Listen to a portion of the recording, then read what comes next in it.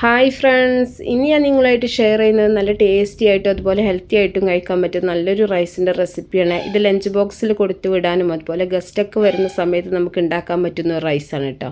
അപ്പോൾ ഇതെങ്ങനെ ഉണ്ടാക്കുന്നത് നോക്കിയാലോ. ആദ്യം തന്നെ ഞാനൊരു പാൻ അടുപ്പത്ത് വെച്ചിട്ട് അതിലേക്ക് ബട്ടറും ഓയിലും കൂടെ മിക്സ് ചെയ്തിട്ടാണ് ഒഴിച്ചിട്ടുള്ളത്. ഇനി ഇതിലേക്ക് ഒരു 2 വെളുത്തുള്ളി അല്ലി ചെറുതാക്കി അരിഞ്ഞതൊന്ന് ചേർത്ത് കൊടുക്കുന്നുണ്ട്. ഞാനിവിടെ വളരെ കുറച്ച് റൈസാണ് ഉണ്ടാക്കുന്നത് കേട്ടോ. അപ്പോൾ നിങ്ങൾ റൈസിൻ്റെ അളവ് കൂട്ടുന്നതിനനുസരിച്ചിട്ട് ബാക്കിയുള്ള ഇൻഗ്രീഡിയൻസിൻ്റെ അളവൊക്കെ കൂട്ടിയെടുക്കുക.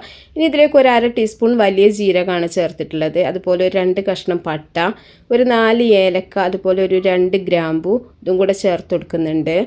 ഇതൊരു 2 ആൾക്ക് കഴിക്കാൻ പറ്റുന്ന റൈസിൻ്റെ അളവാണ് കേട്ടോ. അപ്പോൾ എന്നിട്ട് ഇത് മസാല ഒന്ന് മൂപ്പിച്ചെടുക്കുക. അതിനുശേഷം ഒരു ചെറിയ സവാള ഇതുപോലെ നീളത്തിൽ അരിഞ്ഞതൊന്ന് ചേർത്ത് കൊടുക്കുന്നുണ്ട്. സവാള ഒരുപാടൊന്നും വഴറ്റിയെടുക്കേണ്ട ആവശ്യമില്ല. ചെറുതായിട്ടൊന്ന് വഴന്ന് വരുന്ന സമയത്ത് തന്നെ നമുക്കിതിലേക്ക് ബാക്കിയുള്ള ചേരുവകളൊക്കെ ചേർത്ത് കൊടുക്കാം.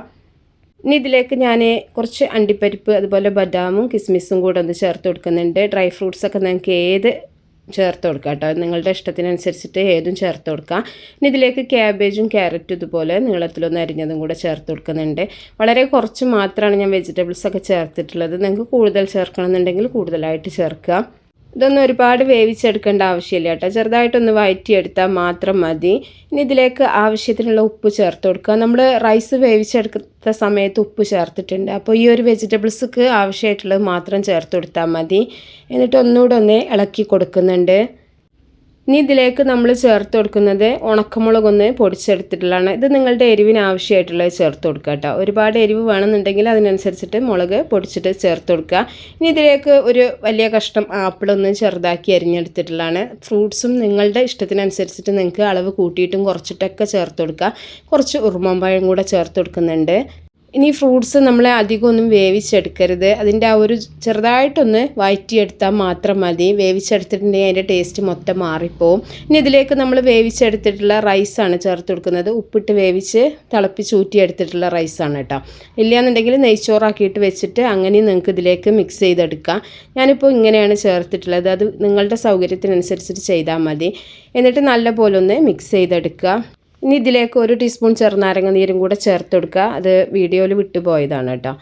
അതിനുശേഷം നല്ല പോലെ ഒന്ന് ഇളക്കി മിക്സ് ചെയ്തെടുക്കുക. ഇനി വേണമെന്നുണ്ടെങ്കിൽ നിങ്ങൾക്ക് കുരുമുളക് പൊടി ചേർത്ത് കൊടുക്കുക. ഞാനിവിടെ കുരുമുളക് ചേർത്തിട്ടില്ല. നമ്മുടെ ആ ഒരു ഉണക്കമുളകിൻ്റെ ആ ഒരു എരിവ് മാത്രം മതി. അപ്പോൾ നിങ്ങൾക്ക് കൂടുതലായിട്ട് എരിവൊക്കെ വേണമെന്നുണ്ടെങ്കിൽ വീട്ടിലുണ്ടാക്കുന്ന സമയത്ത് നിങ്ങൾക്ക് ആവശ്യമുണ്ടെങ്കിൽ ചേർത്ത് കൊടുക്കാം. ഇതെങ്ങനെ നല്ല ടേസ്റ്റാണ്. എന്താ വെച്ചാൽ ഉപ്പും കുറച്ച് ചെറുതായിട്ടൊരു പുളിപ്പും അതുപോലെ എരിവും മധുരവും എല്ലാം കൂടെ ഉള്ള നല്ലൊരു റൈസാണ് കേട്ടോ. കുട്ടികൾക്കൊക്കെ ഒരുപാട് ഇഷ്ടപ്പെടും. വീട്ടിലാണെങ്കിലും നമുക്ക് നല്ല ഒരു സൈഡ് ഡിഷൊക്കെ ഉണ്ടെങ്കിൽ കഴിക്കാൻ പറ്റുന്ന നല്ലൊരു റൈസാണ്. അപ്പോൾ എല്ലാവരും ഒന്ന് ട്രൈ ചെയ്ത് നോക്കുക. ഇഷ്ടപ്പെട്ട തീർച്ചയായിട്ടും നിങ്ങൾ ലൈക്ക് ചെയ്യുക, ഷെയർ ചെയ്യുക, മാക്സിമം സപ്പോർട്ട് ചെയ്യുക. അപ്പോൾ നല്ല നല്ല റെസിപ്പികളൊക്കെ ആയിട്ട് നമുക്ക് അടുത്തൊരു വീഡിയോയിൽ കാണാം. ഓക്കേ.